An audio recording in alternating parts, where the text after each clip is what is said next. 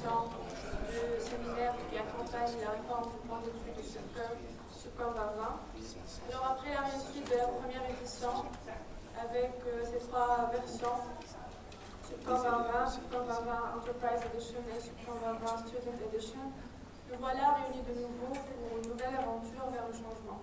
Alors je vous explique un peu le déroulement du programme.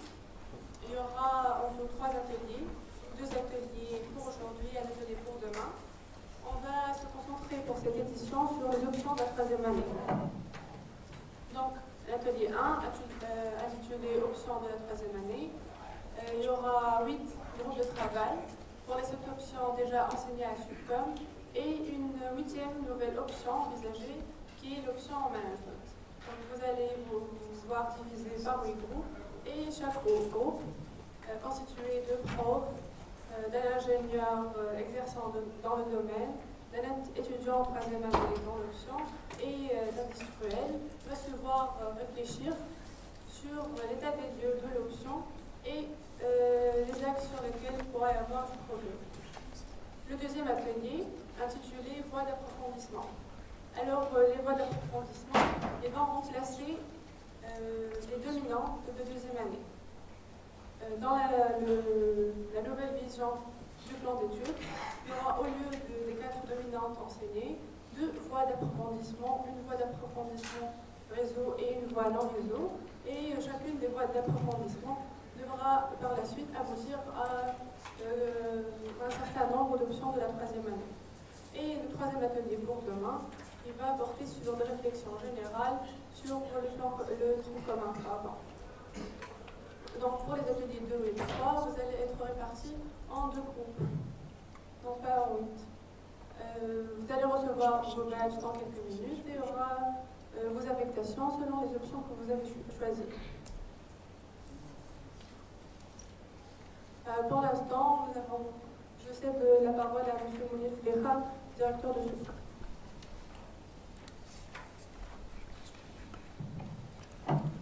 Monsieur le ministre des Technologies de l'Information et de la Communication, Monsieur le Président de l'Université de l'économie numérique, pardon, il faut s'habituer, Monsieur le Président de l'Université des Carthage, chers collègues, chers invités du monde professionnel, chers étudiants. J'ai l'honneur de, ne pas dire lancer, parce que nous avons lancé l'ouverture hier, mais j'ai l'honneur, je veux souhaiter tout d'abord la bienvenue à M. Norman Ferry, et je veux le remercier parce qu'il va partir dans 2 heures, et malgré ça, il est venu pour nous supporter. Peut-être je vais dire quelques mots concernant le séminaire stratégique Subcom 2020 que j'ai expliqué hier pour les collègues qui étaient là.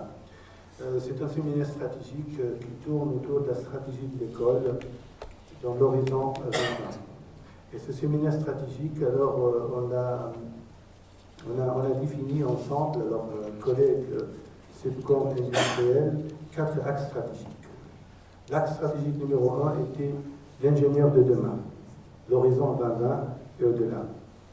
L'axe stratégique numéro 2, l'ouverture de l'école sur son environnement industriel.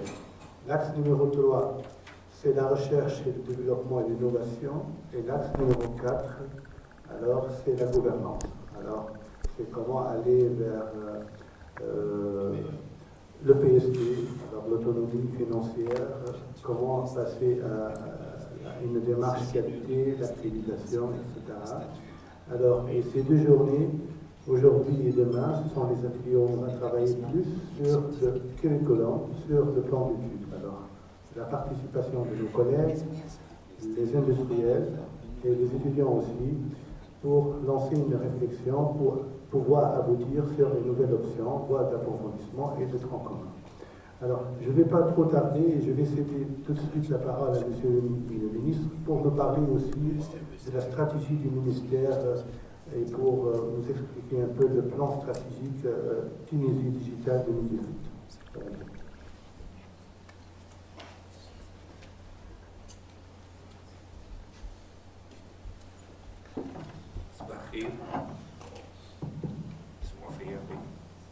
صباحي انا حضرت باش نتكلم بالعربي راه عم سيرجي نحاول نخلط. Merci Simonir. J'ai tenu à venir اليوم مش ما نعتقدش باش نجيب برشا اضافه لكم، لكن نعتقد ان انتوما تنجموا تجيبوا برشا اضافه للبلاد. هذاك علاش حبيت نجيكم باش نقول لكم انا معاكم باش نجيبوا الاضافه هذيك. سمعت توا سيمونير قال لي فما 4 axes stratégiques نخدموا عليهم: l'ingénieur de demain, l'ouverture sur l'environnement, la recherche et l'innovation, et puis la gouvernance, en parlant d'autonomie financière, PST ou autre. Je vais essayer de vous donner quelques bribes, quelques idées, et que vous mettez dans votre chaudron. Inch'Allah, ils vous seront utiles, nous seront surtout utiles aux générations futures. Ça fait 3 semaines que je suis in post. Peut-être tout l'humour. Je pense que le travail, la première chose que je voulais vous dire, que c'est le ministère de l'économie numérique. C'est les technologies de communication et l'économie numérique. Donc c'est quelque chose qui est plus large.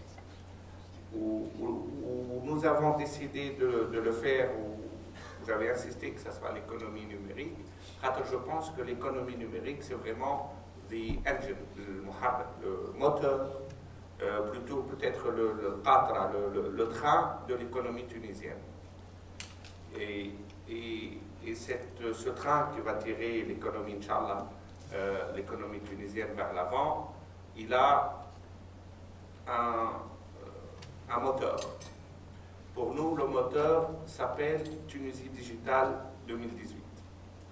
Tunisie Digitale 2018, j'ai la chance d'avoir participé dans cet effort qui dure depuis 2 ans. C'est un effort participatif.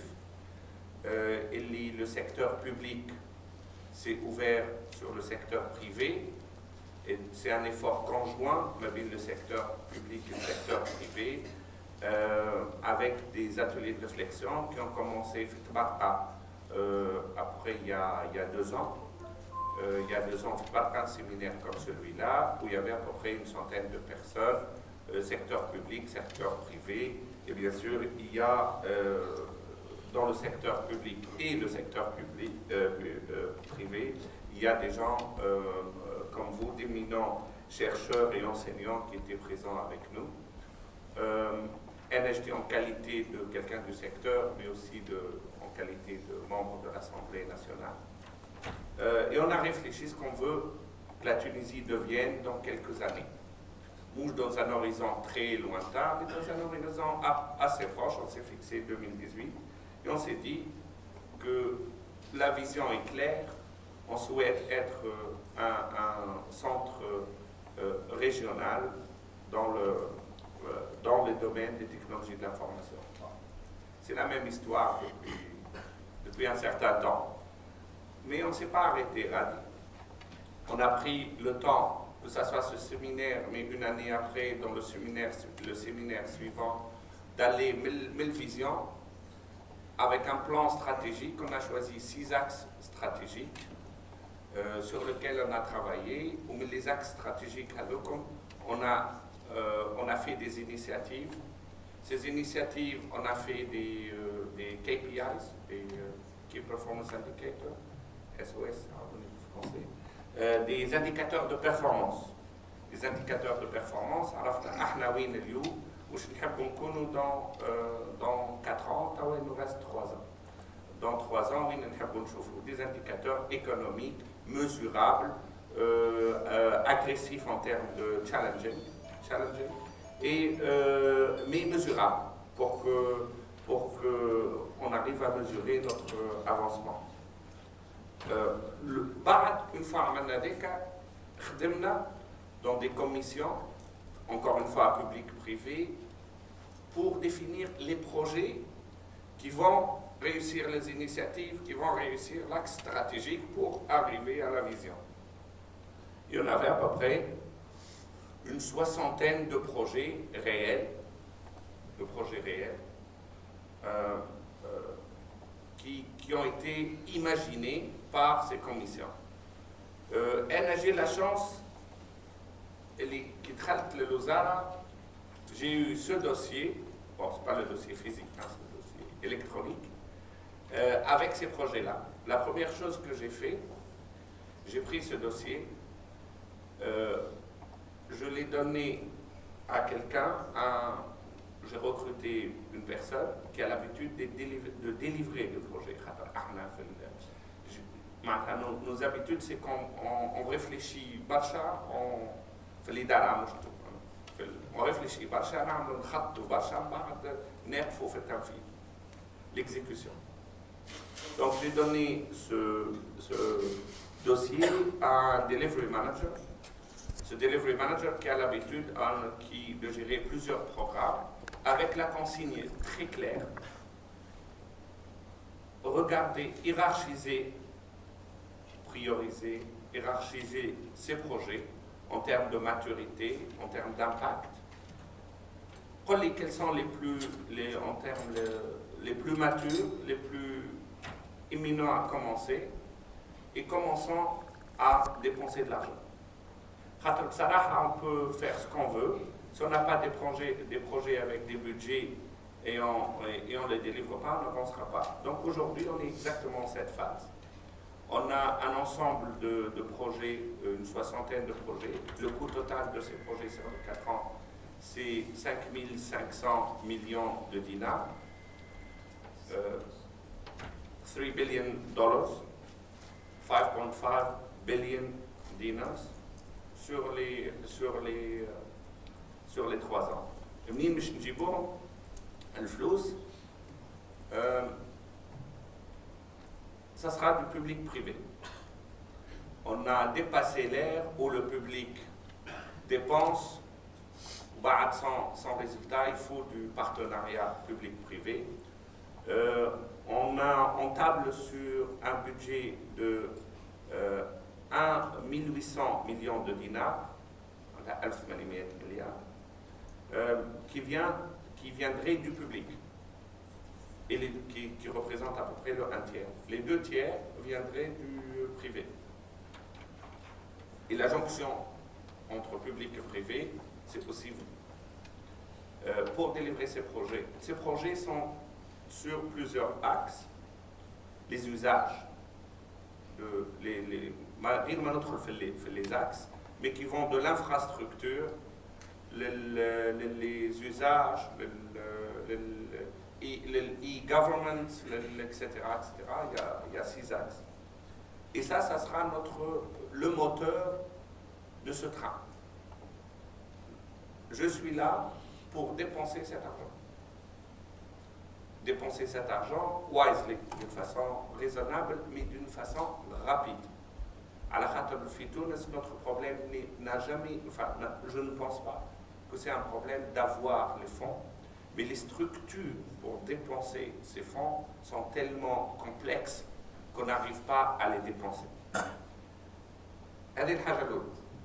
الحاجة الثانية, je pense,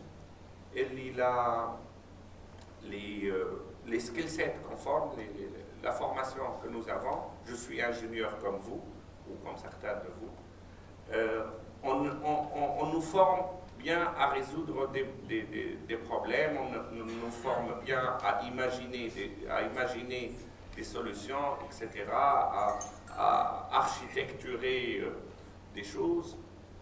Je pense qu'il faut qu'on forme de plus en plus aussi à gérer des projets. La gestion de projets est une discipline qui manque énormément en Tunisie.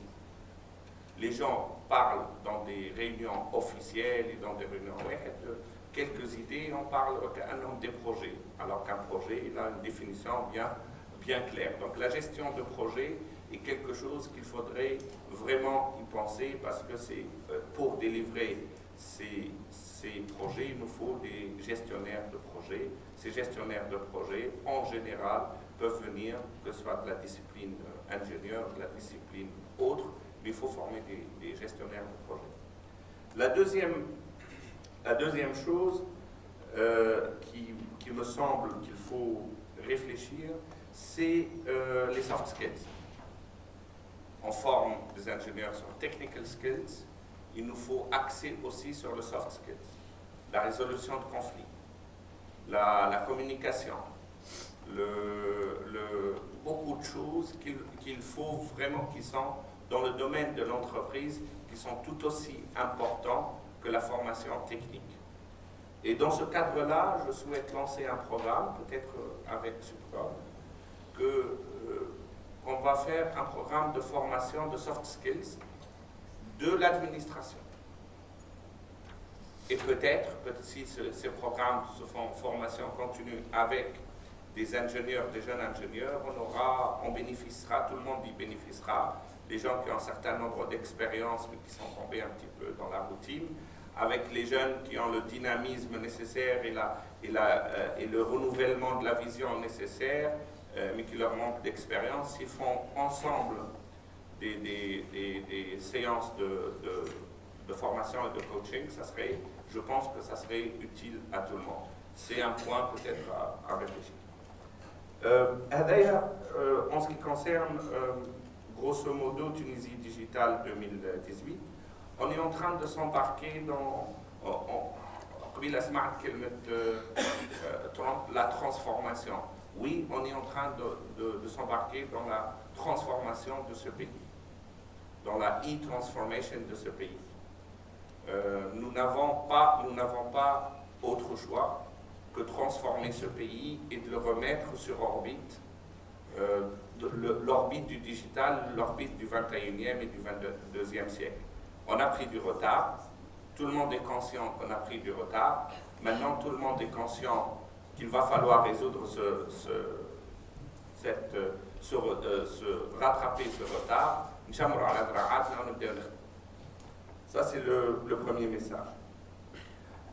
Tunisie Digital, le plan est d'arriver à la fin de 2018, d'employer dans le domaine d'éthique 25 000 employés par an. Donc, dans le domaine d'éthique, forcément, les trains sont des ingénieurs et des programmes managers et des gestionnaires de projets. Dans les 25 000, il va falloir imaginer quelle est la proportion des ingénieurs, quelle est la proportion de techniciens supérieurs, quelle est la proportion des opérateurs. Parce que dans les domaines d'éthique, on n'a pas besoin, il y a beaucoup de gens dont ils n'ont pas besoin d'être ingénieurs pour travailler, pour faire de la programmation et des choses comme ça. On n'a pas besoin de l'être, on peut le faire avant. On compte sur l'ingénieur surtout pour être les leaders des projets, que ce soit des leaders techniques ou des leaders managériaux.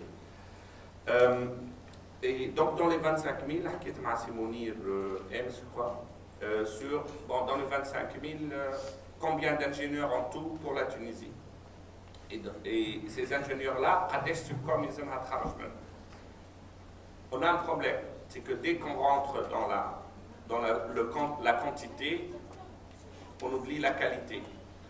Je suis très content qu'on a Subcom Fitounes, qui est aujourd'hui l'une des 2 meilleures universités aux écoles d'ingénieurs et je ferai tout pour qu'elle puisse aller encore plus en avant. Je vais vous donner quelques petites choses qu'on est en train de faire avec des gens de Subcom d'ailleurs. On a imaginé aujourd'hui tous les Tunisiens qui sont, des ingénieurs, qui sont en train de faire de la programmation, qui s'amusent et qui font en utilisant les logiciels, essentiellement les logiciels libres, et développent des applications mobiles, etc. Des choses magnifiques. Ils ont des idées brillantes, ils développent des choses magnifiques, mais ils ont un problème. Une fois qu'ils développent une petite application mobile, maintenant, que plein de gens dans le monde les achètent, ils ne peuvent pas la mettre dans un web store international pour que les gens les achètent. On a des gens qui peuvent faire des produits fantastiques, mais une fois qu'ils le font, ils n'arrivent pas à le mettre dans un magasin pour que les gens les achètent. Et donc on a imaginé un programme, on a imaginé un programme et on a commencé à le faire, de dire, numéro un, ces gens-là qui forment, qui développent et qui font des applications et qui les mettent dans des... et qui n'ont pas le moyen de les mettre dans des web stores internationaux, un iTunes ou un équivalent, on va leur donner des cartes qu'on va appeler Technology Card pour éviter le lobby des banquiers. Des Technology Cards qui sont des cartes Visa, des cartes internationales, mais à limiter 1000 dinars, 500, 1000 dinars. Avec juste, imaginez 1000 ou 2000 Tunisiens, des jeunes qui travaillent 16 heures par jour le soir à développer des choses magnifiques, une fois qu'ils le font, une fois qu'ils ont garanti la sécurité, la qualité, etc., qu'ils arrivent à les mettre dans cette multitude de web stores. Il y aura quelqu'un forcément en Amérique du Sud ou en Chine ou aux États-Unis, en Europe ou en Angola qui va trouver des applications, il va l'acheter à 19 cents, il va l'acheter peut-être à 49 cents. Et peut-être sur les 1000 ou 2000 qu'on va former, il y aura une centaine qui vont faire, they will make a living out of it, qui vont vivre de ça. Et peut-être à travers ces 100, on va sortir une ou deux success stories. C'est des choses simples, c'est des choses qu'il ne faut pas en parler beaucoup, il faut simplement les faire. Donc on a un programme, on a mis de l'argent de côté pour former 1000 à 2000 ingénieurs cette année, 1000 à 2000 jeunes dans tout le pays. Et à la fin de cette formation de 3 à 4 mois, dont le cursus elle sera supervisé par Adel de Subcom, et la gestionnaire de projet sera quelqu'un de chez nous au ministère, pour qu'à la fin, ils puissent développer des applications qui ont le standard requis. On ونعطيهم الكارت هذيك وهما يحطوهم dans les web stores. علاش نعمل في هذا؟ Ce n'est pas que pour ces 1000 ingénieurs. لا. على خاطر الكارت هذيا مش تولي لا نورم. Une fois qu'عملتها ال 1000 ingénieurs ou le 2000 ingénieurs, ça devient la norme. Toute personne qui veut utiliser cette technologie pour être connecté dans le monde, pour faire des choses, eh ben, il aura le moyen de le faire, malgré les limitations de la Banque centrale, etc. etc. Ça, c'est les petites choses que, de mon point de vue, vont faire beaucoup de différence. C'est des toutes petites choses qui vont faire beaucoup de différence. Et on va ramener, imaginez que des gens qui sont devenus des millionnaires en vendant des choses sur eBay ou des choses comme ça, viennent, ils font une tournée en Tunisie et ils vont parler à ces étudiants et à ces personnes-là et à ces jeunes pour leur expliquer comment utiliser ces web stores, comment on peut vendre tout et n'importe quoi. Eh bien, je vous assure qu'il y aura des gens qui vendront. Je connais quelqu'un qui vend du sable. Il met du sable du Sahara de Matmata. Il le met dans une enveloppe, 100 grammes, il le met, il ferme l'enveloppe, il le fait, il le vend. Il le vend à 49 cents. Eh bien, il se fait énormément d'argent. Il y aura des gens qui vendront des vieilles bouteilles de Coca-Cola et les enverront ailleurs. Ils se feront de l'argent. Il faut apprendre à nos jeunes à devenir des e-entrepreneurs. L'entrepreneuriat aujourd'hui ne peut passer que par la technologie, la maîtrise de la technologie de l'information. On est à l'ère de l'e-transformation et on veut créer des e-transformers of Tunisia. C'est ma mission et c'est cette mission que je serai heureux de continuer à travailler avec vous là-dessus. Elle pour vous donner des petites idées, des petites initiatives qui vont changer les choses. Oui, très bien, mais la poste ne marche pas. Quand tu vas vendre quelque chose, tiens, la poste ne marche pas. le centre de tri de la Poste, j'ai trouvé des lettres adressées au directeur de la Poste, mais quelqu'un de la Poste, qui sont dans le centre de tri de la Poste depuis 11 jours. De Riel à Toulouse. 11 jours. J'ai trouvé des enveloppes, belles enveloppes, écrites avec une écriture magnifique, من رئاسة الجمهورية à سيد وزير العدل. 10 jours. Alors, je vous parle de l'intérieur de notre administration. Je ne vous parle pas des lettres que j'ai vues de gens qui n'arrivent pas. Tout ça, il va falloir changer tout ça. On va commencer à mettre, au lieu de parler du e-gov, on va commencer à le pratiquer. J'ai demandé que dans les 3 mois, et ça fait partie de mes 5 objectifs des 100 premiers jours, qu'on puisse pouvoir demander un extrait de naissance par Internet. Je ne dis pas dans 3 mois, il va falloir le printer, l'arriver, chacun imprime son madmoun ou Ijiboulé. Commençons par des choses très simples.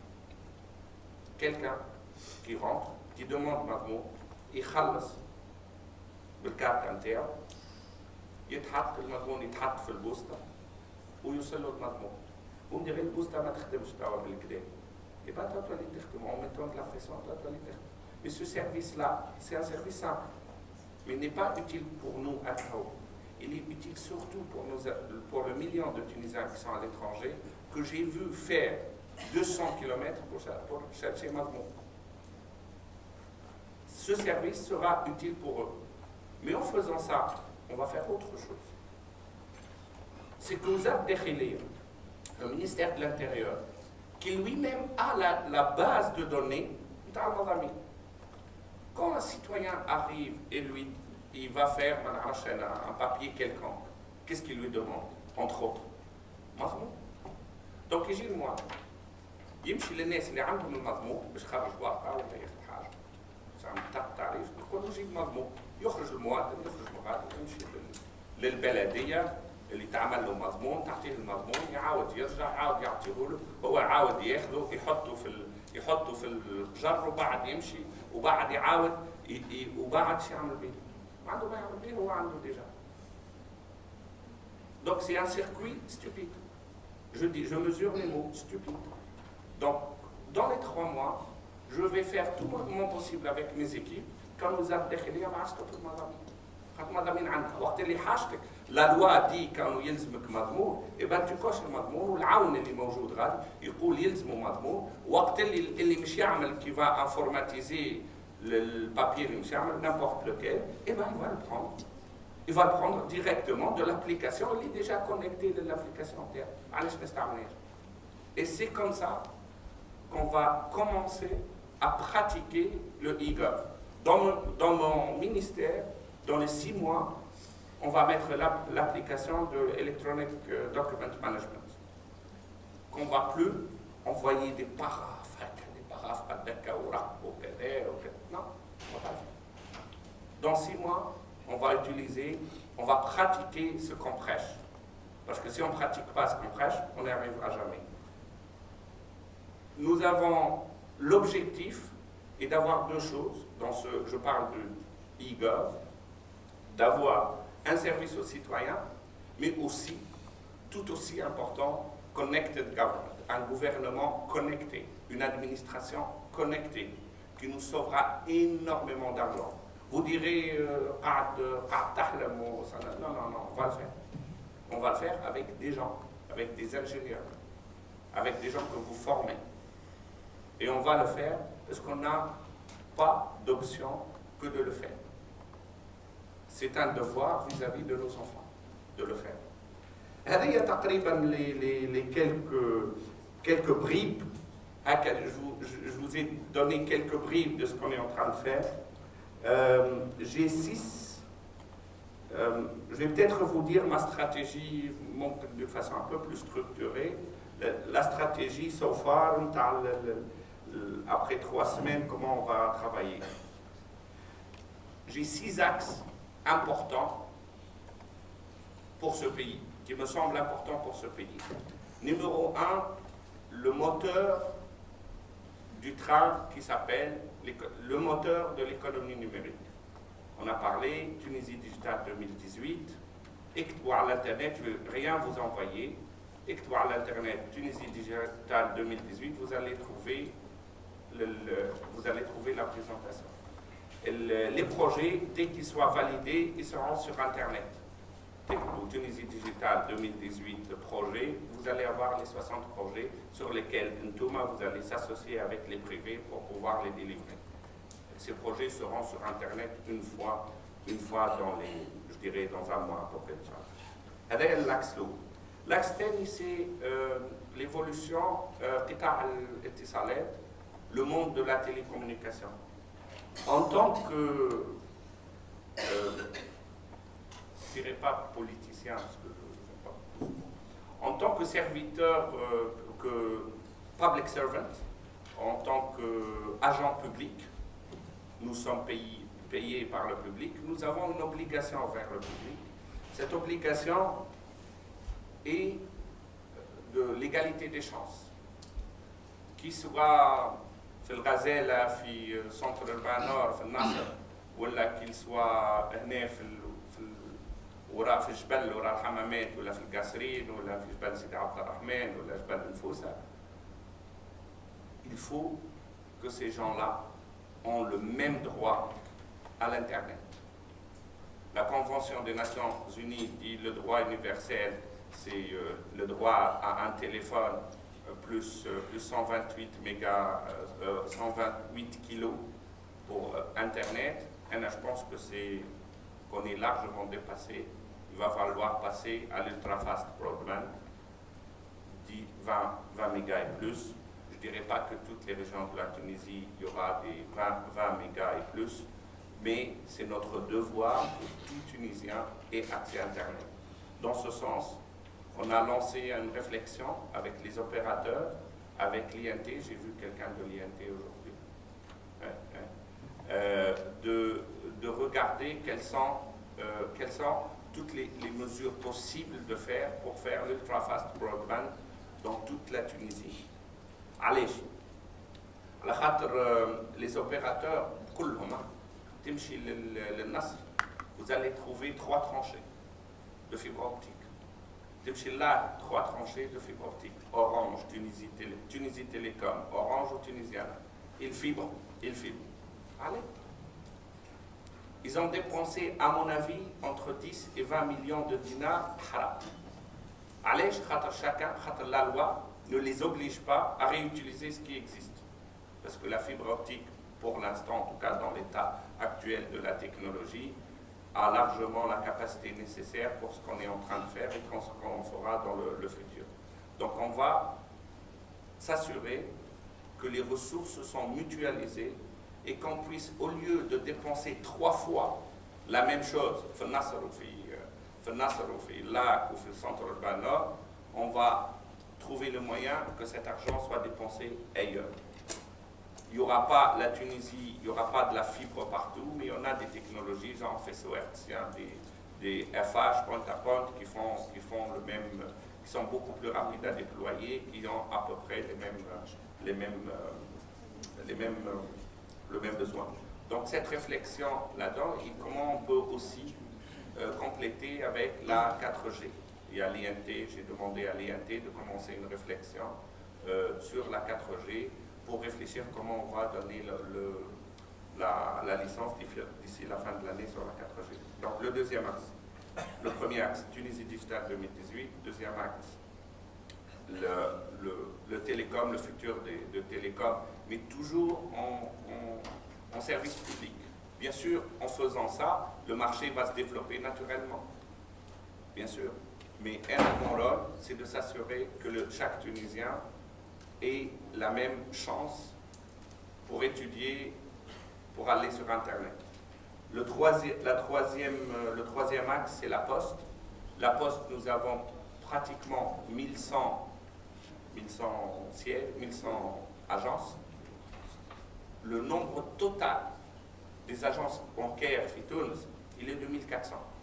معناتها البوسطة وحدها عندها pratiquement قد les agences bancaires avec une petite différence. Ce que les agences bancaires, ils sont البنكة الأولى, البنكة الثانية, البنكة الثالثة, البنكة الرابعة, exactement le même problème de la fibre optique اللي كنت أحكي لكم عليه. يبداو 4-5 اجونسات واحدة بعضهم في المدينة, تمشي في الرقاب ما تلقاش بعد. يعملوا 20 كيلومتر باش يمشي. La Poste peut jouer un rôle non seulement de service public, mais aussi elle peut jouer le rôle de centre de service. كل الناس قاعدين يقربوا كذا وils sont pas responsables وكذا, لا مسكين. Il faut parler avec eux, ces gens-là. Ces gens-là, ils يغيروا على الوسطى ويغيروا على أولادهم كيما نغيروا احنا على أولادنا. Donc il va falloir, ça c'est le troisième axe sur lequel nous travaillerons. Quatrième axe, on en a parlé, le e-gov. Le modèle, on a fait une alliance avec l'Estonie. Le modèle estonien sera le modèle tunisien. Point à la ligne. Une décision et on avance. On aurait pu choisir un autre modèle, mais on pourrait aussi passer notre vie à choisir des modèles. On a choisi un modèle en avance. On a fait la réunion avec les gens de l'Estonie et on commence réellement à travailler. Une autre information, que dans le service public, il y a 5 ou 6 gros centres informatiques pour l'administration et chaque ministère a son DSI, son CIO, Chief Information Officer, son directeur d'informatique. On les a tous réunis et on a résolu cette histoire de quel identifiant unique on va utiliser pour l'administration. On a résolu, c'est bon, on s'est décidé, on va utiliser cet identifiant unique-là. Allez-y, ça c'est une décision, on les a réunis, on a signé et on avance. Le cinquième axe, c'est l'économie numérique. L'économie numérique, pour moi, il y a deux choses. Il y a le paiement, le e-commerce et le paiement électronique. Il y a besoin de 3 choses efficaces. Le e-commerce, le moyen de payer quelque chose, la logistique pour acheminer ce quelque chose à celui qui l'a acheté, et le e-trust, la confiance, la e-confiance, que cette personne qui a payé et cette personne qui a envoyé, c'est bien la bonne personne qu'on a. La e-confiance, avec la NCE, on a une excellente agence. Le paiement, on va attaquer le problème du paiement cette année. La logistique, de mon côté, on va améliorer les services de la Poste, mais il y en a d'autres. Et je pense que le e-commerce, et le e-commerce, je ne pense pas du tout au e-commerce intra-tunisien, mais la Tunisie avec le monde extérieur. Alors ça ne sert à rien de réinventer la roue et de faire des sites et des web stores, etc. Ils existent, utilisons-les. Il y a l'autre côté de l'économie numérique, c'est l'économie du savoir. Je sais que c'est des mots que vous avez entendus 50 000 fois. Mais l'économie du savoir, c'est qu'une personne en économie numérique crée de la valeur 10 fois plus qu'une personne dans l'hôtellerie. Aujourd'hui, je vous donne les chiffres, on a entre 80 et 100 000 personnes qui travaillent dans l'industrie des TIC. Ils créent 7,2% du PIB. D'un autre côté, on a entre 800 000 et